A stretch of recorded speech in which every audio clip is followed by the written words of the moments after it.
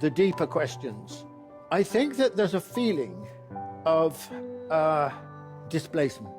Over in 1997, the Hong Kong economy was roughly 1/3 of the size of the Chinese economy.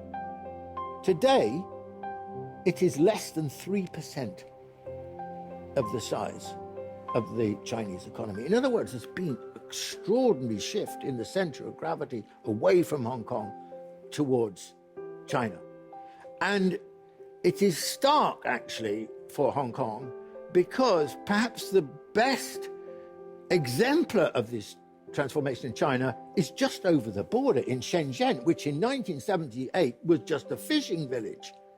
And Hong Kong was much richer and riding high and all the rest of it. And today, it's complete role reversal. Shenzhen is perhaps the most remarkable city in the world. In some ways, the most advanced city in the world. And what's happened to Hong Kong? I would suggest that by and large, the difficulty is that Hong Kong is relatively stuck.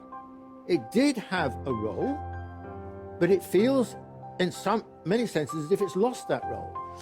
So I think that if you want to understand the mentality of Hong Kong people at the moment, you've got to take into account all these kind of considerations. They feel, they're angry, they're frustrated, don't know where they're going. You've got a Hong Kong economy which is relatively stagnant, which has been unable to reinvent itself, and for certain sections of the population, conditions have got worse. Young people cannot ever afford, or vast majority can never afford to have property. So they feel embittered by this, and they feel that there isn't much of a future in that situation. If you think about China, what has transformed China over the last 40 years?